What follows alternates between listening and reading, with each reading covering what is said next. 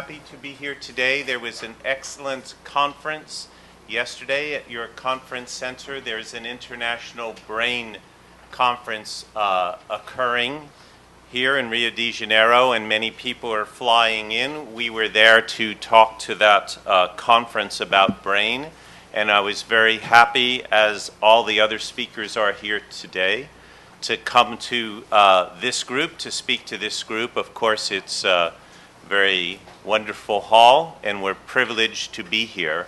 What we would like to speak about today is STEM. I hope it translates in science, technology, engineering, and mathematics.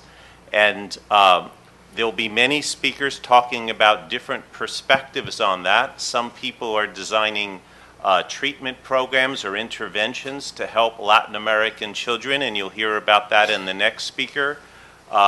And others in other sessions are talking about other aspects of STEM. My own work relates to stereotypes, that is, the beliefs we have in our mind about who does STEM disciplines. And you probably understand from your culture, as in many cultures in the world, there are stereotypes, academic stereotypes about who participates in STEM. In America, there is a stereotype that STEM is more of a male-dominated academic field. I know from the literature that in many countries in Europe and in Latin America, that same stereotype is held. So I do not think I am only speaking about America when I talk about this.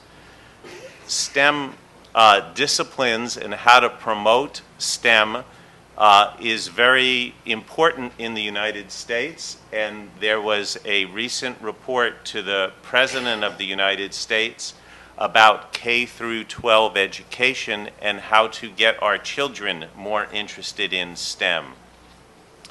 Another book that is from the National Academy of Sciences in the United States, and it's a very, very interesting book. If people here are interested in STEM, I urge you to try to get this. It was done by among the most renowned physicists, mathematicians, chemists, biologists in America gathered together, and they had 2 volumes. One was about rising above the gathering storm. They wrote a book about this several years ago, 5 years ago. And this was a reissue or update of the book. So they called it Rising Above the Gathering Storm Revisited. They're coming back to it.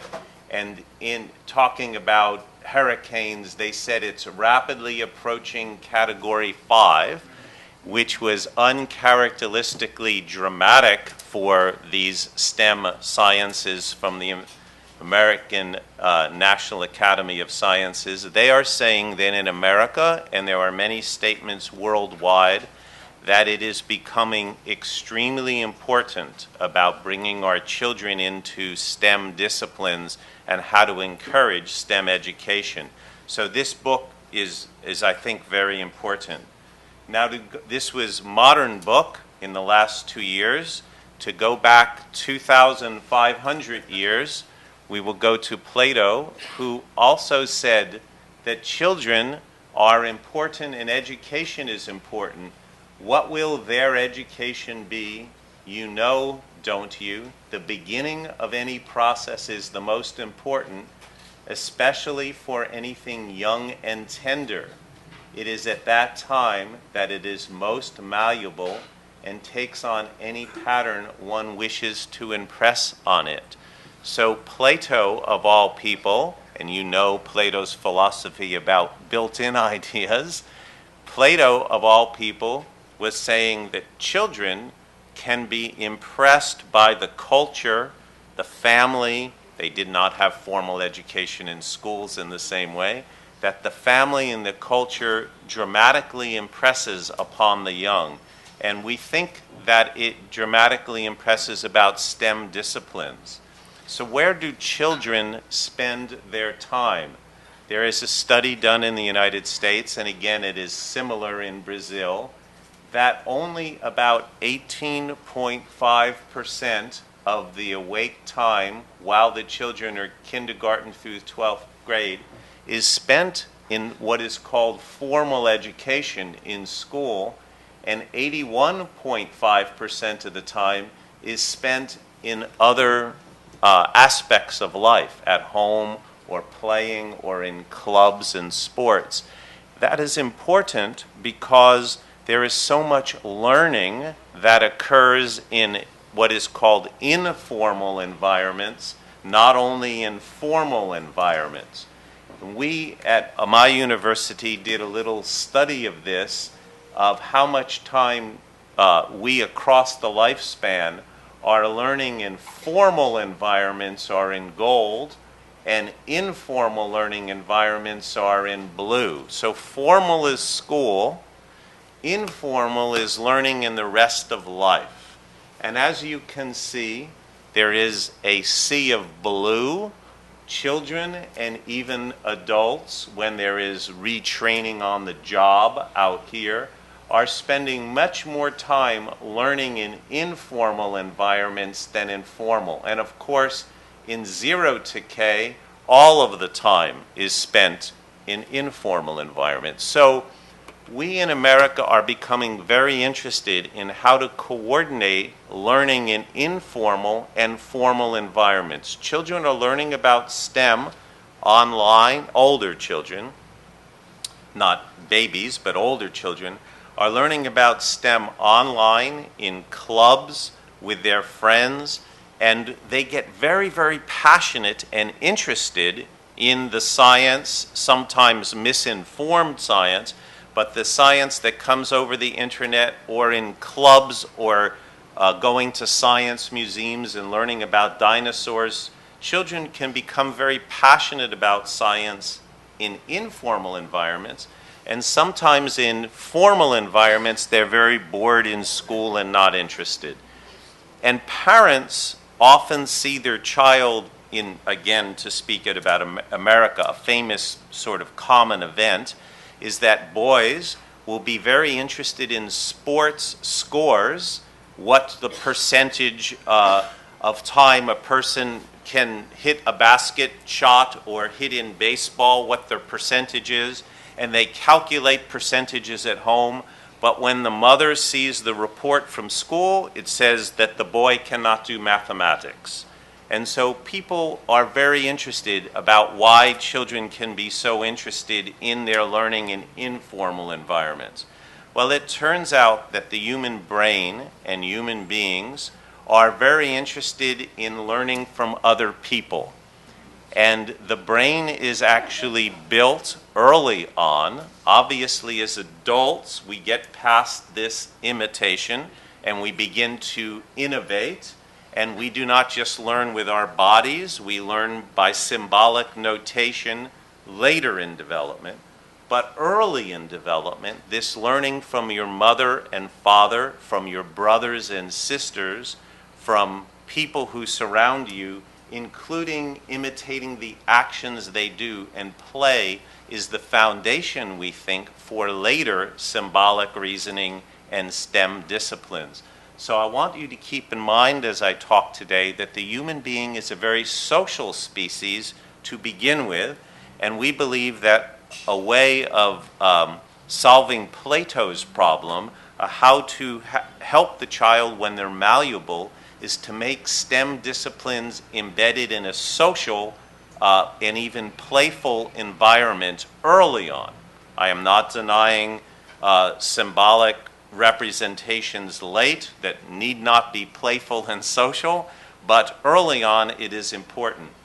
And I want to talk now about academic stereotypes in culture and how they influence our children, and look a little more deeply at that. It is embedded in this idea that the human being is a social creature and so is very attentive to the stereotypes in the culture. Those are social messages that begin to affect the children. And I want to look at the stereotype that boys do math and girls do reading, which is a very strong stereotype in America. I just will blame my country. It happens, before I came here, I studied very hard the stereotypes in Brazil, and you have them too, I know. But I will speak only about my country at the moment. It's very strong if you ask adults, math, reading, who goes with what. Males go with mathematics, computer science, engineering, females in literature. But we see this reflected. This is my own department of psychology at the University of Washington. Here are the males in the department, and there are 46% female in psychology, but within the Department of Mathematics, there are only 14% females in my own department. But my department is not special or unique. At Stanford University in psychology, the tenured faculty are 29% female, and in mathematics, it's only 3%. Harvard and MIT is even lower than 3%. There's not very many percent. I will not tell you what they are, but very few female tenure faculty in mathematics. So where does that come from? Why is that the case? There obviously are many debates about that. Some people, Larry Summers, who used to be president of Harvard, you might be very aware, he was ex-president of Harvard because he made some claims about it being a difference in innate aptitude between men and women. There is also the possibility of it being cultural influence, and this is a big debate within psychology and psychological development. And what I want to talk with you about today are some studies that show that the environment or culture plays a role. This is not to dismiss biological differences at all. Obviously, as a scientist, we're very interested in biological influences. But I would like to speak to you today about cultural influences on our young children, and especially our young girls as they grow up, because we have some interesting data related to that. So there are two differentiable issues that we want to think about.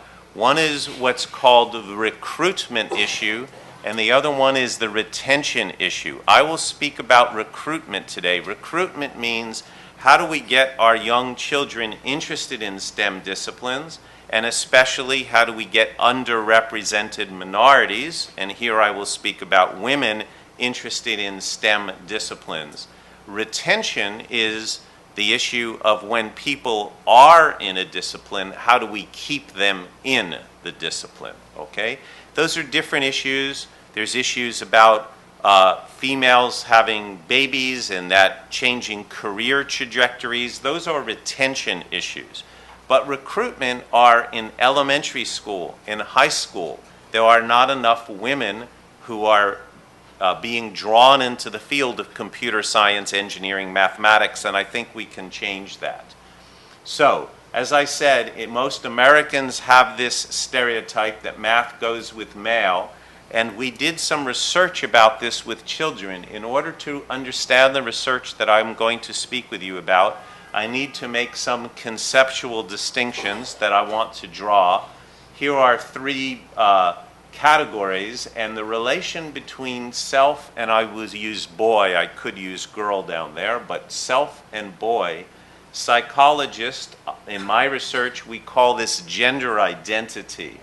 The relation between boy and mathematics we call a stereotype. It's between a social category and an academic discipline. These have no necessary connection, and it's a cultural stereotype that links them. And the connection between self and math, as psychologists, we call a self-concept. I am a mathematician. I am a physicist. I am an athlete. We call that part of our self-concept. In developmental psychology, child development, if you do not differentiate these terms, everybody gets in large arguments and it gets confused, okay? But if you keep these terms straight, it's easy to do some research on it. We did research, and we found a developmental trajectory. I don't want to go into the full details of the research. I will only say it was research like what I will illustrate here. If you test kids in first grade or second grade and you have two buckets that you tell them to sort things in, and you say this is the female bucket, you put things that go with female here and things that go with male here, and then you give them academic labels or subjects or small things to sort, you find out the following data.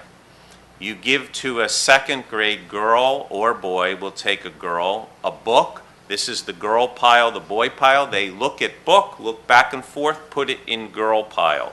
Letter, girl. Number, boy. Graph, boy. Addition, boy. Abacus, boy. Computer, boy. We did this research with 250 children, and we found that 85% of the young girls by second grade had a big stereotype that math goes with boys and not girls. And this is a big problem because, two reasons. One, the girls are doing just as well in numeracy, pre-mathematics, in second grade as the boys do. By all standardized tests, by all teacher grades, the girls are doing just as well. But their self-concept is, and their stereotype is, that girls don't do mathematics. The other thing that's important about this is that it's second grade, and in America, they only begin to learn their multiplication tables in school, 3 times 3 is 9, in third grade. So here, before they have begun to be learning mathematics like multiplication or long division, which comes later, decimals, even before that, they have caught the cultural stereotype, not the truth, but the cultural stereotype that math is for boys. And if psychologists have discovered anything since Plato, it is that the expectations that people have about themselves and what they can do deeply, deeply influences their aspirations and hope for the future, their interests, their motivation, and where they spend time. So I'm very concerned that the culture has a stereotype that math goes with boys and that our children are catching that stereotype. And we as psychologists can now begin to document when that stereotype is caught and what the consequence of that is.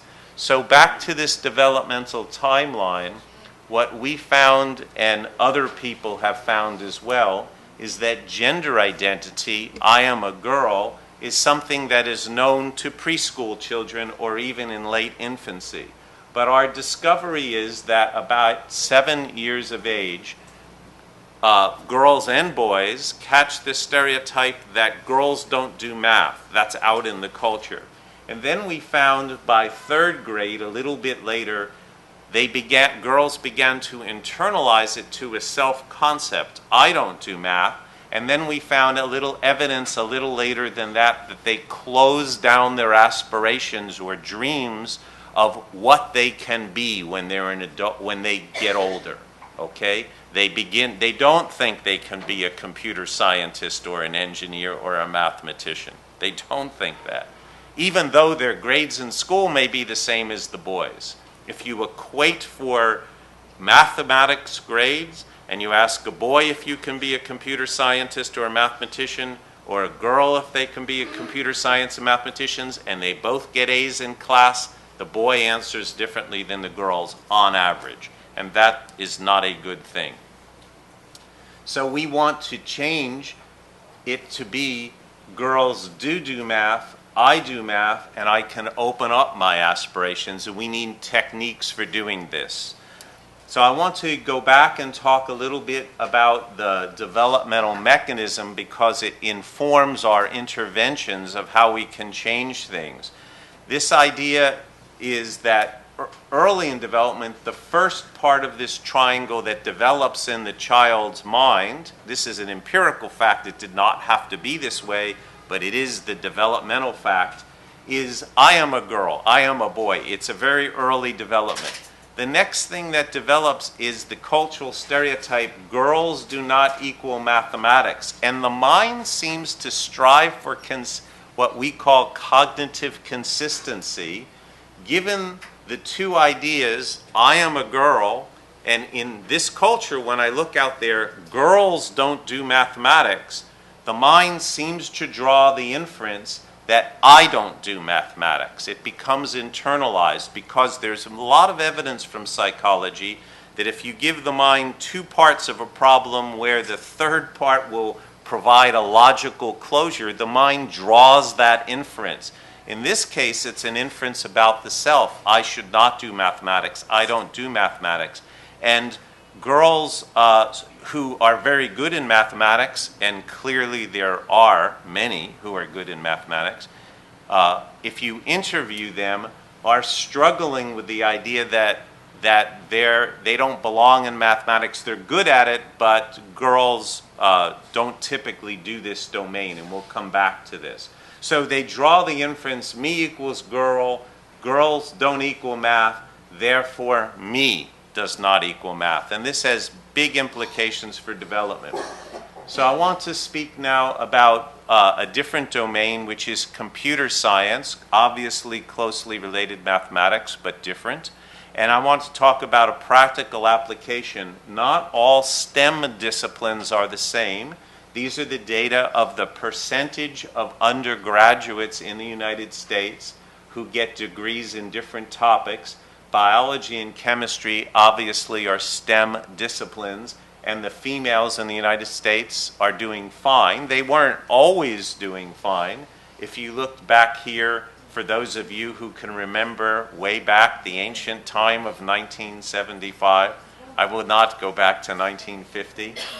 The arguments here were girls don't do STEM. After all, 70% of people doing biology were males.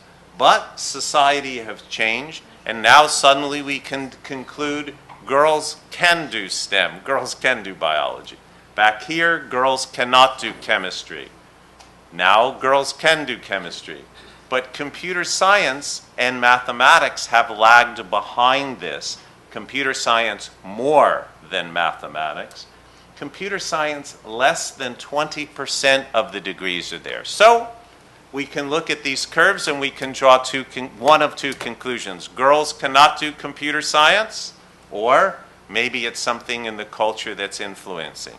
So we have been studying this and wrote a paper here just a few weeks ago that's called Cultural Stereotypes as Gatekeepers, Increasing Girls' Interest in Computer Science and Engineering by Diversifying Stereotypes. And I'll talk about what that means. But we are thinking of culture stereotypes as acting as a gate of who chooses to join a discipline.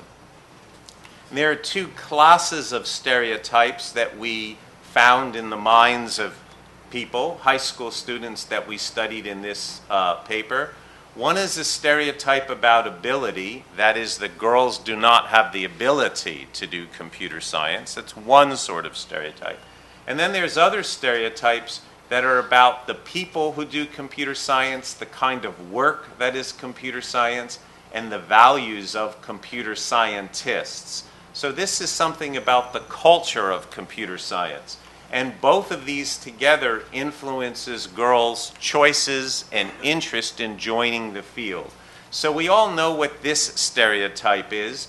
That one is just the statement that girls do not have the aptitude to code. As they used to say that girls cannot be mathematicians, the mind of girls are different.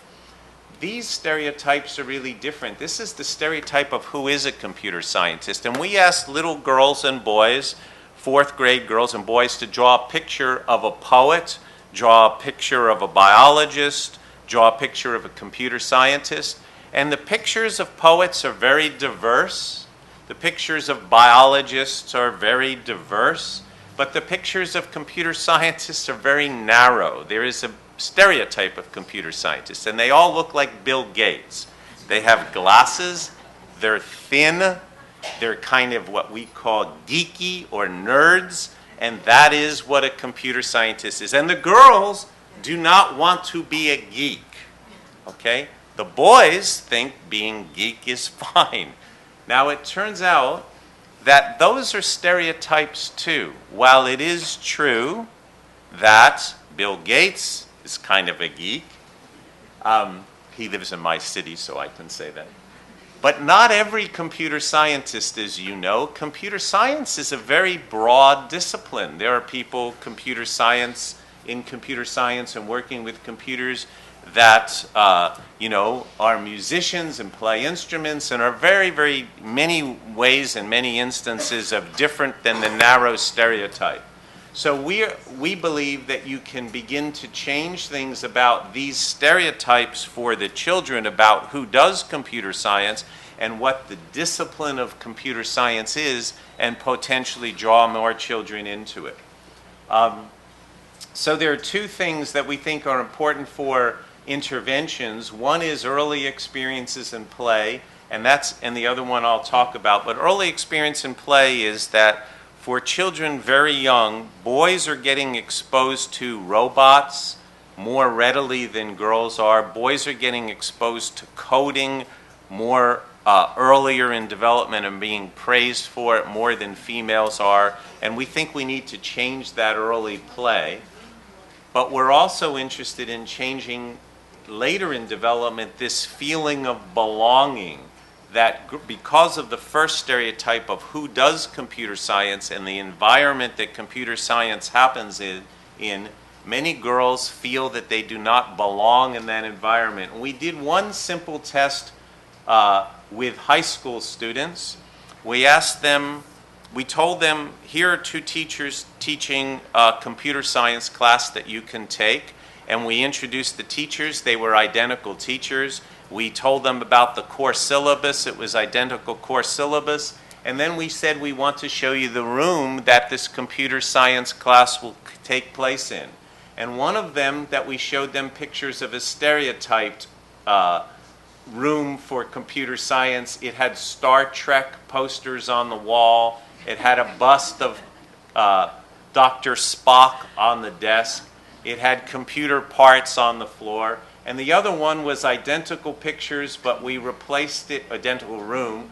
We replaced it with nature pictures and a plant and some water bottles instead of Dr. Spock bust. Same classroom, but decorated differently. Same teacher, same syllabus we went over with them. Same average grade we said that students got in the class. And then with psychology measures, we measured girls' and boys' interest, and we found out in high school girls that there was significantly higher choice of entering the computer science class if we said the classroom looked like this, then looked like this. There was more interest, more statement that I would like the people, I would like my fellow classmates in this class, but I would really not like the people who would take this class. Their expectancy of the grade they would receive in the class, which turns out to be very highly predictive of the grade you do receive, how hard you will work, was different in this class than this class. So we've written a variety of articles about this. The important point that I wanted to make is that the physical environment itself can convey stereotypes of who does this discipline. And so advisors in high school and teachers should be careful of what classrooms look like, what they have in the wall, what the environment looks like. It changes children's attitudes. So what are we interested in doing next? We're interested in exploring where these stereotypes come from that are so powerful. Do they come from the parents? Do they come from peers, teachers in school, media, from general messages? We're beginning to look at that. We're very interested in looking at individual differences because of course, some females excel in mathematics. They may have different role models. Their fathers may have treated them differently. So we are interested in what makes for these individual differences. And we want to design interventions or changes. And what the next speaker will talk about some brilliant interventions that he's doing here in Latin America. These are not informed by what I'm speaking about today, but he has come up with interventions that really help children in Latin America. In the United States, we're interested in starting very, very early about changing girls' stereotypes and self-concepts, and we have some ways that pilot studies are indicating are successful. And we want to explore a wider range of cultures to try to understand the stereotypes in those in different cultures. In order to do that, we've begun work both in Singapore and in Madrid. It just so happens that the Singaporean Ministry of Education was very interested in our work, and the education minister from Madrid visited our institute at the University of Washington. And Madrid, because they're a member of OECD, and they want to raise their scores, their math scores on the international tests, heard we were doing these interventions about stereotypes and came to our institute, and they're allowing us to go to Madrid and test several thousand children where we randomly assign to one intervention or another, and we're excited about that. The reason Singapore was interested, and they invited us too, is Singapore traditionally, and for the last decade, has scored in the top 3 countries in the world in mathematics. They're excellent in mathematics. The average scores are quite high.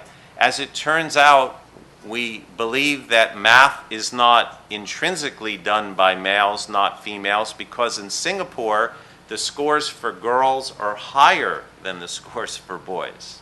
It's interesting.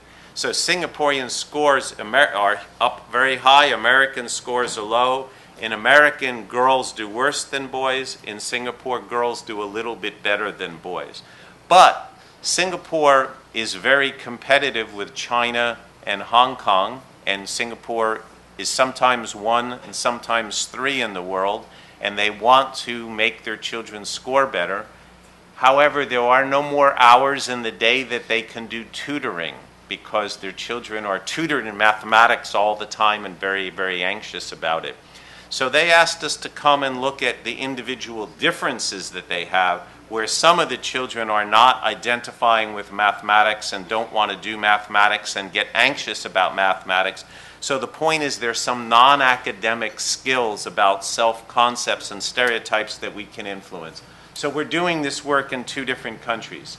Now I want to switch totally in the remaining time that I have to talk about something else that's related to STEM success, and that has to do with what what psychologists call executive functions. Executive functions here is about food, but it's the ability to close out distractions, focus in on what you want to focus in on, and some cognitive flexibility to switch from a habitual response to an innovative response with flexibility.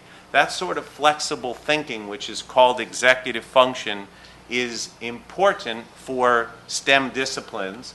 And it turns out that psychologists can get very early measures of executive function. And I want to just show you 2 different ways of measuring and testing executive function. One part of executive function is really about delay of gratification.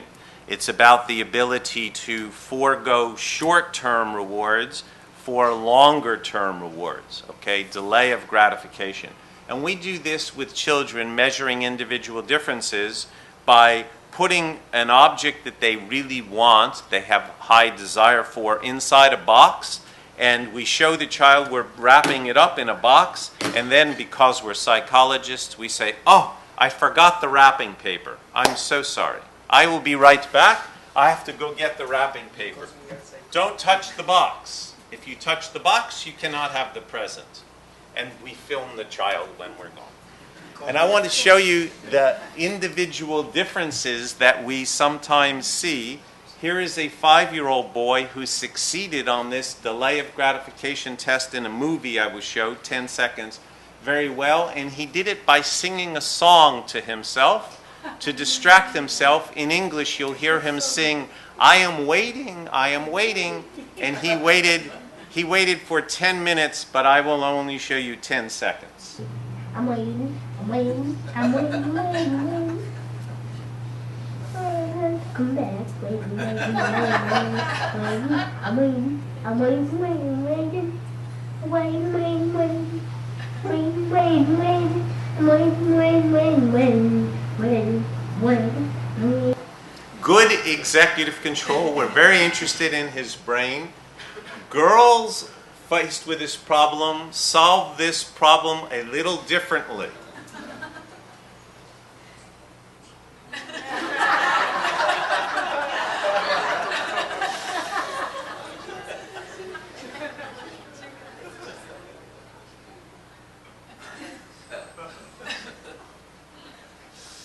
Minutes. So, we're psychologists. We're very interested in this executive function, which turns out for a variety of reasons to be important for STEM disciplines.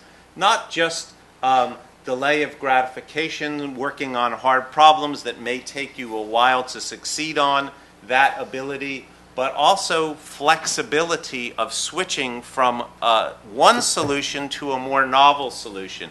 And here it turns out, this is a complicated story, just making it brief, it turns out that bilingualism for young children is good for boosting executive function, for cognitive flexibility.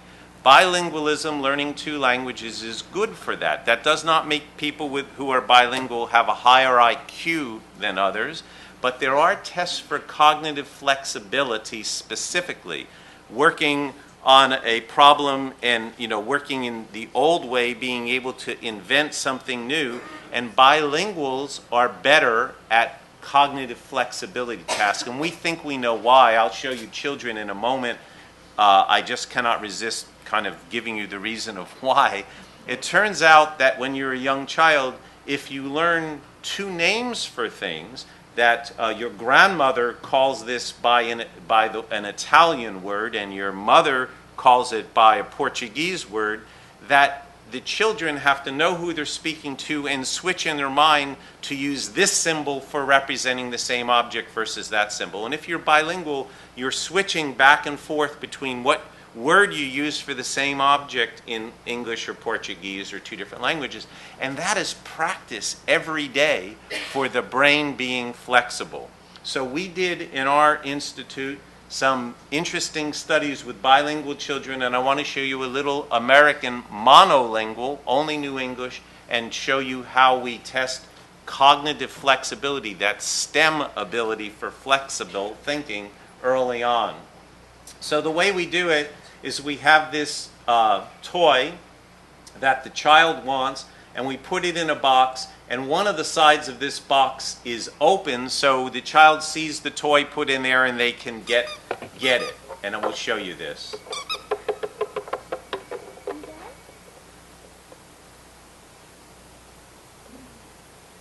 It's a hard STEM problem, spatial problem. She gets it.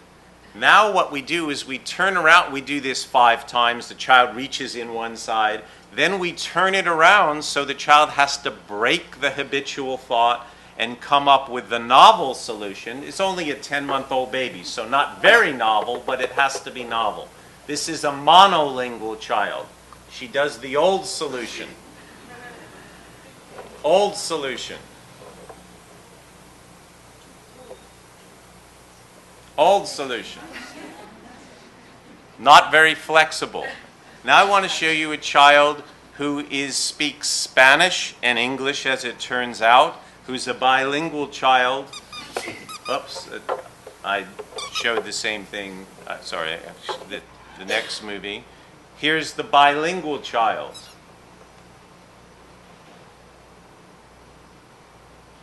She tries going through the front like all children do.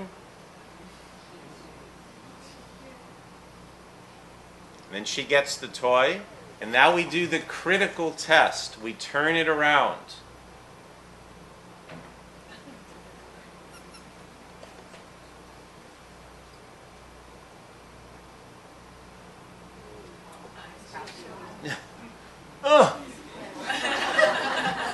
And she gets it. Now, she still uses her same hand, but interesting. And the data are, we obviously have tested 100 children, counterbalance side, we do many things. The ability for the bilingual children to change from a habitual solution to a novel solution is increased. So this is relevant to early education because some people think in America, in any case, I'm sure not here in Brazil, in America there's a tendency to wonder if we should teach the children one language or two. People in America sometimes think two languages will be confusing for children. Our science is showing that being bilingual is actually helpful for cognitive flexibility, and that's a useful thing for us to talk to policymakers about. And so the thing I want to try to emphasize is that brain science is beginning to look inside the mind of the children and making discoveries about what's happening in school-age children, and even in babies. We are able to look at what's happening in the brain as they develop understanding of numeracy early on and cognitive flexibility early on. We're doing all this so we can help children later in life. And I was author of this paper in Science that's called The Foundations for a New Science of Learning, that talks about much of the research that I talked about here today. And the point of this paper was to say, to make a new science of learning, we want to bring together at least 4 disciplines: psychology, behavioral test, neuroscience to look at the brain, computer science and robotics and algorithms for understanding what's happening in the brain are relevant, and education. And all too often these disciplines have been separated, but in order to develop a science of learning that tells us how to powerfully educate our children, we have to combine these disciplines with education. And this is a circle of people who need to work together. Researchers need to work with people in the school system, need to work with people in government and establishing public policy, and private foundations. Often these parts of society are segmented, and the government makes up rules for education that has nothing to do with the research base, and that's not a very good thing. Or the researchers are doing research, but they've never talked to a teacher about how to educate our children in school. And the next speakers here will talk about how to get research innovations out to the real world will affect schools. So we think that this is important, and in our institute, in the last few slides I will click through quickly here, we're interested in the complicated path from science to practice. And part of what we do, what I do, and what other researchers at our university are doing, are trying to go to places that have big coverage. Like there was in American television, there's an event that happens in September that's a week called Education Nation that happens on television on a special public broadcasting station. And scientists can give lectures about the science of learning and brain development, and we participate in those. Their broad interest in what you are presently right here having this symposium about how to take science and affect education. I was privileged to go to the Vatican that had a meeting about this, and a book came out that many of us contributed called Human Neuroplasticity in Education. And so we can talk later about how the Vatican got interested in brain science and education, but there was deep interest in that. OECD and UNESCO are very interested and have brought scientists together to talk about the science of learning and how that affects education. There were meetings in 2012 and 2014, and I think OECD and UNESCO were represented in this meeting that was right here in Rio de Janeiro in 2015. The same people came together. So it was a very good meeting. And of course, we go to Washington, D.C. to talk in our own country about that. And so that's all the time I have, but I would just like to say that bringing together the science of learning and the practice of learning is something that people all over the world are interested in doing. It's bringing together psychology and behavior and neuroscience, what's happening in the brain, and then some applications, what's called in your field and mine, I'm sure, translational science, trying to bring research from the laboratory out to the real world to make a difference. And for psychologists, going out to the real world to make a difference is not the same as in medicine, or if you're in physics, working on astronomy. Our real world application is education. So the link for us for translational science is between the brain science, the science of learning, and education. And the next speakers, the three speakers you will hear from, are making very profound influences and profound advances in how to take the science of learning and get it out to the real world to help children. So I wanted to lay the groundwork of that in the first talk, and thank you very much.